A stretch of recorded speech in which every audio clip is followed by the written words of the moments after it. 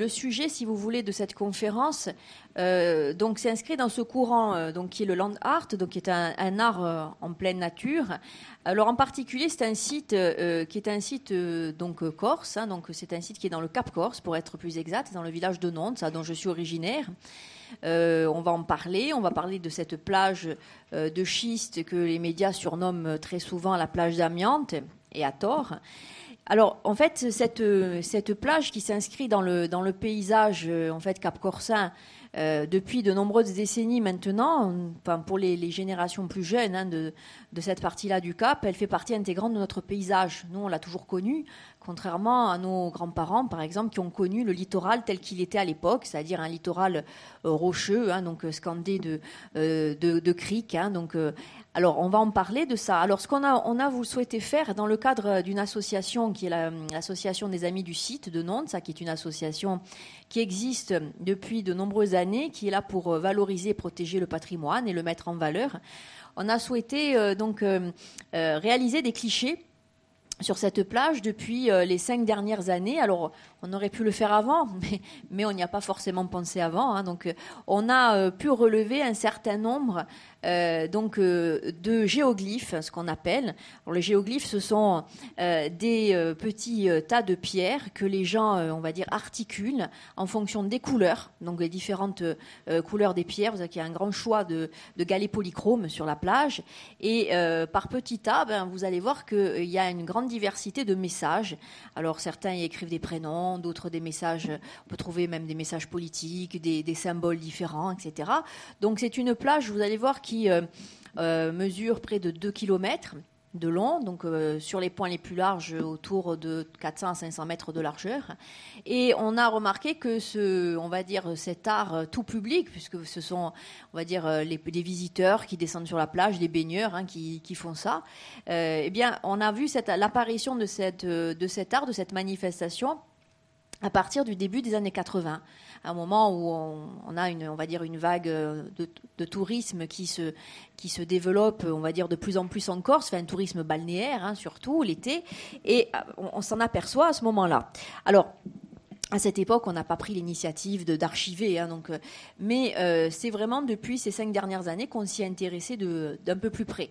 Alors les auteurs, sont la plupart des auteurs anonymes, sont des gens qui viennent, qui s'amusent, qui laissent une trace aussi. Alors on en a profité de faire une exposition donc l'été dernier, une exposition photographique sur la commune de Nantes, et on a intitulé ça l'art de l'éphémère. Alors pourquoi l'art de l'éphémère ? Tout simplement parce que selon où les géoglyphes sont orientés, souvent proches de l'eau, c'est la nature qui fait et qui défait les œuvres d'art.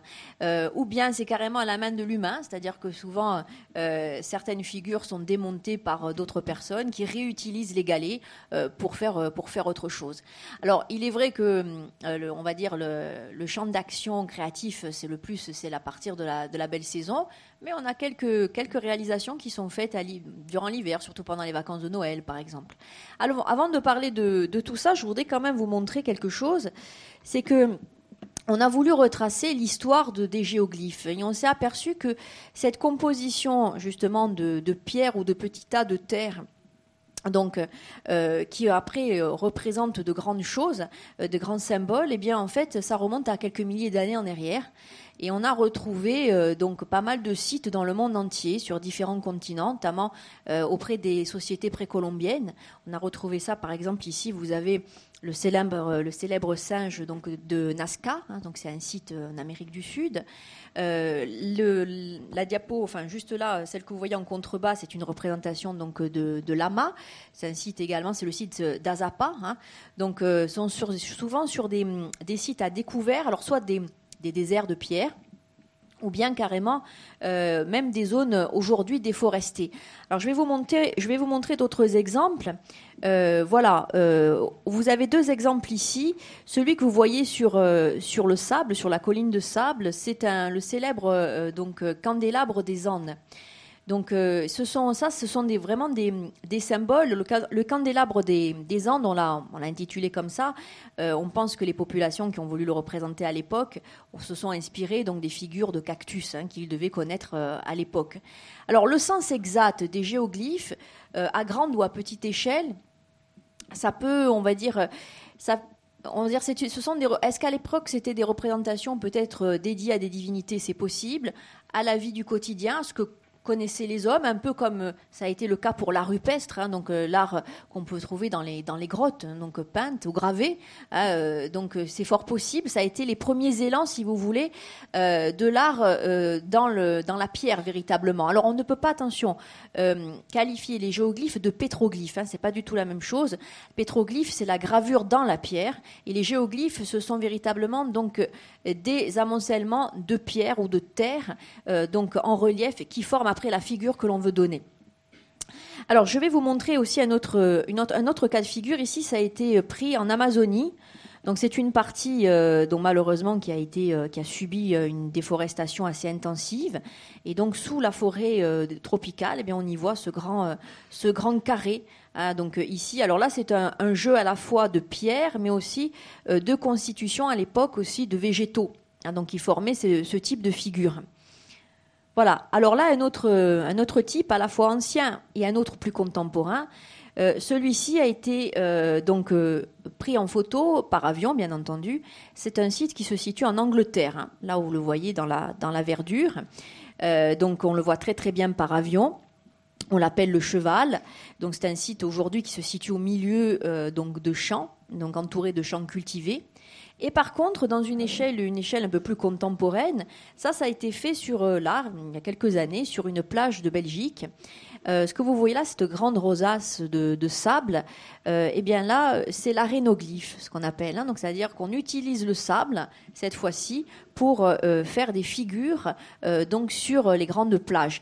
Alors là aussi, ça fait partie intégrante de cet art de l'éphémère, volontairement, puisque quand on voit que les gens s'appliquent à faire des figures aussi belles, aussi régulières, si proches de l'eau, on sait très bien ce que ensuite, lors des premières tempêtes, la mer reprendra tout, hein, sur son passage. Alors, cet intérêt aussi, c'est que l'art de l'éphémère, le principe aussi des géoglyphes en bord de mer ou arénoglyphes, ça permet aussi de créer constamment et de laisser aussi libre cours. C'est un support pour tout le monde, hein, donc quelles que soient les personnes, pour créer ce que l'on veut. Et ensuite, la nature le défait et on reconstitue, ainsi de suite. Hein. Donc c'est un art finalement qui a un côté à la fois éphémère et éternel de l'autre. Voilà. Alors là, je vous montre une vue panoramique d'une partie de la plage de Nantes. Donc, je vous rappelle que à partir de Nantes, ça se situe sur la partie sud-ouest, hein, donc du Cap Corse. À 10 km au nord de Nantes, il y a une commune qui est le village de Canary. Et en 1925, sur la commune de Canary, on a découvert donc un gisement de schiste. Donc le schiste, c'est cette pierre un peu grise bleutée. Dans certains cas, on peut avoir des gisements de schiste amiantifère, c'est-à-dire qu'à l'intérieur du schiste, on peut trouver des fibres d'amiante. 1925, c'est un peu comme une espèce de découverte d'Eldorado. On trouve ce gisement, donc à une dizaine de kilomètres au loin, un peu plus loin. Et on décide d'ouvrir ce gisement. Le gisement produit pas mal et ça devient une mine, véritablement une mine d'amiante, donc qui produisait des tonnes, hein, donc tous les jours. Et ce qui va se passer, c'est que ça va modifier complètement le littoral. Alors, je vais vous expliquer. Donc, Canary se situe vers ici. Cette partie-là, avant l'exploitation du gisement, donc la mer arrivait ici. Donc, elle arrivait quasiment au pied de la végétation actuelle. Donc, il y avait seulement des rochers ici, donc qui bordaient le littoral, avec des criques, donc des petites criques. Et dans le creux ici, il y a l'ancienne marine du village de Nantes, c'est-à-dire qu'il y a encore les anciens magazines, donc les anciennes maisons des pêcheurs, mais aussi des gens, des navigants, puisque jusqu'à la fin du 19e siècle, il faut savoir que les bateaux accostaient ici, et notamment le village de Nantes, ça a été un grand exportateur de ce fruit du cédrat, hein, le fameux cédrat dont on parle encore beaucoup aujourd'hui. Donc il y a des anciennes culture en terrasse, en friche aujourd'hui, mais qui était destinée à la culture des agrumes, cédras, vignes. Hein, on cultivait aussi beaucoup de vignes. Et les bateaux venaient ici faire de l'import-export. Alors, quand il y a eu le commencement de l'exploitation de ce gisement, ça ne s'est pas fait en un jour, vous vous en doutez, quand on extrayait la fibre d'amiante, la pierre n'intéressait plus personne. Hein, donc le schiste, c'était quelque chose qui était stérile. Donc on jetait ça par tonnes par-dessus une pointe qu'on appelle la pointe blanche, et tous ces déchets donc de pierre, avec les courants. Déjà, avec la mer, les courants, c'est devenu des galets, ça a poli la pierre, et petit à petit, ça a comblé les anses et les petits caps naturels. Donc ça a pris plusieurs décennies pour faire tout ça. Il paraît-il que dans les années 50, on a retrouvé des anciennes photographies. Mon grand-père m'en parlait aussi à l'époque. La plage, dans les années 50, était en continu. C'est-à-dire que là, vous voyez les rochers, là, ils se sont maintenant, c'est la nature qui a repris ses droits. Mais à l'époque, la plage faisait 5 km au total. Maintenant, ça s'est réduit, puisque l'exploitation a été terminée en 1966. Donc, avec l'arrêt, si vous voulez, des versements de déchets, donc petit à petit, ça s'est stabilisé. Il y a l'érosion aussi qui joue un rôle. Et maintenant, les galets commencent à être de plus en plus petits. Et puis, au fur et à mesure, il y a des rochers qui se découvrent. Donc, c'est un peu le retour, on va dire, aux origines. Alors, toujours est-il, vous savez, pendant des années, ça a été un peu une verrue dans le paysage. Il faut penser à nos anciens qui ont connu véritablement le littoral tel qu'il était à l'époque, quand il y a eu l'exploitation de la fameuse mine d'amiante. Bon, certes, ça a créé beaucoup d'emplois à l'époque, donc on n'y a pas perçu le danger aussi de l'amiante. Ça, c'est encore un autre discours et un autre problème. Donc, la plupart des mineurs qui ont travaillé dans cette mine et dans le cratère là-haut, ils sont décédés quelques années plus tard à cause de l'amiante et des dégâts que ça peut causer. En tous les cas, les villages de cet endroit-là du Cap étaient très peuplés, de la fin des années 30 jusque dans les années 50, grâce aussi à l'activité de la mine. Bon, malheureusement, après, ça a été autre chose. Alors, du coup, si vous voulez, les plus jeunes générations, je veux dire à partir des gens des années 80-90, pour nous, elle a toujours fait partie, c'est notre plage, elle a toujours fait partie de notre paysage. Donc, on lui a, si vous voulez, on a une vision beaucoup plus affective de cet endroit. Alors, il y a aussi beaucoup on va dire, de dégâts qui ont été faits aussi par les médias. On a eu beaucoup d'articles qui ont été édités dans différents magazines, où justement on qualifie la plage de Nantes comme plage d'amiante. Alors c'est pas une plage d'amiante, déjà il faut dire une chose, que si c'était entièrement recouvert d'amiante, ça serait tout blanc. C'est de la fibre en plus de l'amiante, c'est quelque chose de très fibreux. Et ce que vous voyez là, alors, vu d'en haut, ça a l'air uniforme, mais ce sont donc vraiment des galets de schiste. Le schiste offre différents aspects de couleurs. Ça va du gris, du blanc. Vous allez voir, je vais vous montrer quelques détails. Ça va également aussi, il y en a qui ont des reflets un peu roux, des reflets ferreux, parce qu'il y a même des roches ferreuses au milieu. Et puis quand c'est concassé par la mer au fur et à mesure, ça vous donne, vous voyez, des traînées un peu comme ça, bleu-verte. C'est du sable. Ça finit par donner du sable, bord de mer, un sable un peu vert bouteille. Voilà. Alors ça, c'est un autre point de vue. C'est des clichés qui ont été pris de la tour. La tour, si vous connaissez, c'est le point culminant. On est à 160 mètres au-dessus de la plage et de la mer, donc, puisque Nantes, ça a été un village moyenâgeux, donc avec des restes de fortifications et d'un ancien cacheté, loin, parce que ça a été sous domination féodale à un moment donné, la famille Avogari de Gentile. Et donc de tout en haut, voilà ce qu'on a pris. Ça remonte à l'été 2011. Alors ça, c'est juste un échantillon de ce qu'il y a sur la plage. Alors déjà, vous voyez, ça fait un type de méli-mélo comme ça. Alors, vu d'en haut, on a l'impression que c'est tagué, enfin, pas du tout. Vous voyez qu'on extrait ces cailloux blancs qu'on récupère dans la masse, et les gens s'amusent à faire toutes sortes de symboles. Ça va donc du cœur avec les initiales, au smile. Après, je vous montrerai celle-ci de figure un peu plus près, qu'on appelle la flèche. Là, on est quasiment dans la partie centrale, en fait, de la plage.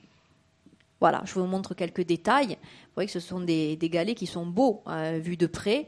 Regardez la diversité des couleurs qu'on peut avoir.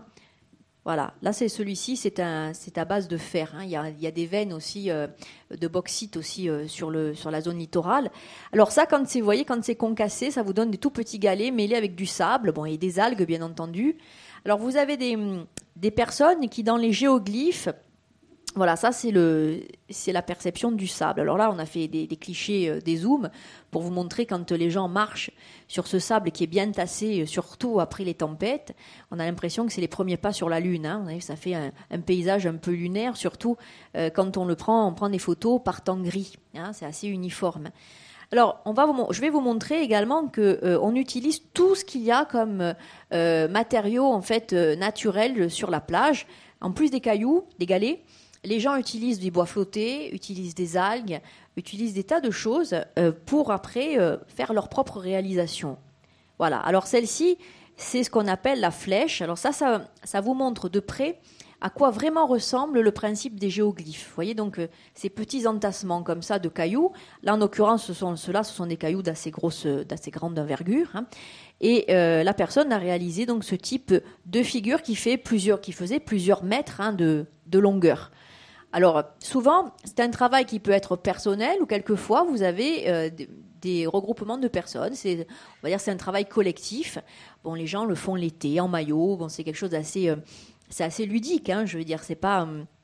Voilà, par exemple, il y en a qui utilisent des grands bois à flotter. Alors après les tempêtes, comme on est en plein ouest, après les grosses tempêtes de Libech, vous imaginez que les vagues apportent des tas de choses souvent des bois flottés de toute taille. Hein. Donc on a aussi des grands troncs d'arbres qui ont des formes assez curieuses. Alors celui-ci, il a été pris dans ce sens-là et on l'a nommé le naufragé. Alors c'est un grand tronc qui a été poli vraiment par la mer. Quelqu'un donc a fait des petites figurines en équilibre dessus. C'est légèrement un peu éloigné on va dire du niveau de la mer. Hein. Et quand on le voit selon on va dire les facettes, on va dire de la figurine, on a l'impression, l'aspect du tronc donne en fait l'impression d'un crâne un peu d'éléphant ou de mammouth. Hein. Donc c'est assez inventif, assez curieux. Voilà. Alors ça c'est la sépulture, hein, sépulture de la mer. Vous voyez que là, la personne a utilisé toutes sortes de matériaux que l'on a sur place. Donc là, il n'y a pas on va dire, de corps étranger. Hein, il n'y a pas de plastique utilisé, il n'y a pas de peinture, il n'y a rien. Hein, je veux dire, on prend, on fait, on défait. Donc là, vous avez un jeu de bichromie. Hein, donc on utilise des galets blancs et des galets gris. Et puis surtout, la personne a utilisé aussi au centre donc des posidonies. Alors justement, après les tempêtes, eh bien c'est un paradis pour récupérer, si on le désire, des bois flottés, des posidonies, aussi des éponges. Alors, il y a des saisons, justement, surtout fin de l'hiver, début du printemps, où quelquefois on descend ramasser des dizaines et des dizaines de kilos d'éponges. Alors, ces éponges, on ne les a pas toutes exploitées, mais par exemple, pour l'exposition que l'on a effectuée l'été dernier, on a fait également dans la salle d'exposition, en plus de l'exposition photographique, on a fait également des espaces, des stands où on reconstituait la flore aussi environnante de la plage de Nonce. Donc avec les éponges, les posidonies, tout ce qui allait avec. Alors cette figure, évidemment, les œuvres ne sont pas signées, vous vous en doutez. Ensuite, on peut leur donner un peu le nom que l'on veut. On l'a appelée la sépulture de la mer parce que, bon, vous l'avez vu, la forme, plus une croix ici. Et je ne sais pas si je l'ai en zoom, non. Sur la pierre ici qui sert de stèle funéraire, il y a un prénom qui a été, pas gravé, mais on a mis des tout petits galets dessus où il y a marqué Anna. Alors, on ne sait pas si la personne a voulu rendre hommage à quelqu'un qui était décédé en mer ou qui avait... Mais on pense qu'il y a un sens quand même beaucoup plus fort que le côté, on va dire, le côté créatif, le côté, on va dire, ludique de cet art.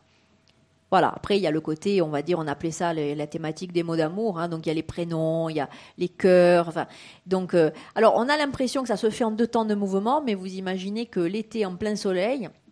Les gens s'amusent à faire ça, je parle surtout des visiteurs. Hein. Les gens du village, non, c'est trop tôt. Donc, c'est surtout les visiteurs, 14-15 heures, qui font ça en plein milieu de la plage. Il fait très chaud, vous vous en doutez, puisqu'en plus, comme c'est une plage assez foncée, donc il y a quand même une chaleur assez constante. Mais bon, a priori, hein, ça les inspire. Voilà. Alors après, voilà, vous avez différents types de symboles, donc toujours cette lignée-là.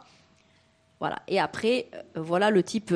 Alors voilà le type même. Voilà le travail. Là, c'est un travail extrêmement régulier, même pour des amateurs, au niveau du travail sur les géoglyphes. Hein. Donc pour faire tenir les galets comme ça, faire plusieurs rangées. On a certaines géoglyphes sur la plage de Nonce qui ont pu perdurer plusieurs années d'affilée quand elles sont éloignées du bord de mer, comme c'est le cas ici. Si elles ne sont pas démontées par la main de l'homme ou par les animaux qui passent, notamment les troupeaux de vaches en hiver, eh bien, elles peuvent rester, elles peuvent perdurer pendant des années. Alors, sachez aussi autre chose, c'est qu'avec la modification du littoral, il y a également des cours d'eau qui se déversent dans la partie intérieure de la plage. Donc, des cours d'eau, des rivières, qui coule de manière assez abondante durant l'hiver et le printemps. Donc ça emmène des graines, hein, ça emmène de l'humus. Et on a de la végétation maintenant qui prend le pas donc, sur la plage. Donc on a par exemple notamment beaucoup de graminées. Donc qui s'implantent, donc également des plantes du maquis qui trouvent suffisamment donc de terre amenée par ces cours d'eau, et on commence à avoir une confrontation entre le monde maritime véritablement et une flore qui est vraiment une flore terrestre. Voilà, ça c'est une vue un peu plus panoramique, donc des symboles, on va dire ça, on appelait le dieu soleil, hein, donc ça, on en a en abondance des soleils, des smiles. Voilà, après on a également aussi donc des panneaux d'interdiction. On a eu des messages politiques, bien souvent. Bon, après, à la période des fêtes de fin d'année, on a les pace salud, évidemment, donc tout ce qui les représentations de Noël. Et puis on en a des rigolotes aussi, voilà, avec la bouteille de vin qui est on va dire répertoriée ici. Alors là, c'était quand même une figure qui fait 4 mètres de long sur 2 mètres de large, hein, donc pour vous montrer quand même que c'est pas. Après, on peut donner la taille que l'on veut. Alors l'idée, si vous voulez, c'est que ces figures, ces géoglyphes, quand les gens les réalisent, évidemment, elles doivent être faites pour être vues d'en haut. C'est-à-dire pour être vu du village, pour être vu de la route. Donc ça attire le regard, ça intrigue aussi. Il faut savoir que les touristes, puisque c'est un village qui est très fréquenté du point de vue touristique, quand les gens s'arrêtent au village et qu'ils ne descendent pas sur la plage, bien souvent on a droit à des questions ou bien des réflexions assez insolites. Hein. Alors qui dit que la plage est bétonnée, qui dit qu'on a peint, qu'on a bombé avec de la peinture blanche. Certains pensent que même c'est une plage qui sert de piste, hein, d'hélicoptères, pour hélicoptères. Enfin, on en entend des vertes et des pas mûres. Et justement, donc ça intrigue beaucoup de voir vu d'en haut que la plage quand même donne un effet uniforme et que surtout on voit ces figures beaucoup plus claires. Donc c'est vrai qu'on a l'impression que c'est peint, hein, et c'est vraiment fait pour être vu de loin. Hein, donc l'idée c'est ça. Hein. Voilà, autre symbole aussi, donc beaucoup aussi de chiffres. Là, le chiffre 8, qui est un chiffre messianique. Alors là, vous voyez que le chiffre 8, il est quand même à peu près à une vingtaine de mètres du bord de mer. Vous voyez ici les baigneurs, hein, voilà comment ça se présente. Alors, autre chose, là, vous voyez la mer qui est très très calme. Il faut savoir qu'après, souvent, les tempêtes, vous avez ce type de bloc qui transparaît. Je ne sais pas si vous voyez, il y a des grands blocs gris. C'est un amalgame, en fait, c'est comme un amalgame de concassés, d'agrégats. C'est-à-dire, vous avez du sable, des galets, même des algues qui sont compressées, donc, et c'est projeté après sur la plage. Donc, quand vous touchez ces plaques, hein, je veux dire, vous pouvez taper avec des pierres dessus, c'est extrêmement dur, on dirait presque du béton. Hein, mais c'est la nature qui fait ça. C'est pas du tout l'action de l'homme, hein, absolument pas. Hein. On dirait presque des gigantesques roses, vous savez, dans le désert, hein, mais en moins joli. C'est plus plat, hein, c'est plus rocailleux, mais c'est extrêmement résistant, extrêmement solide.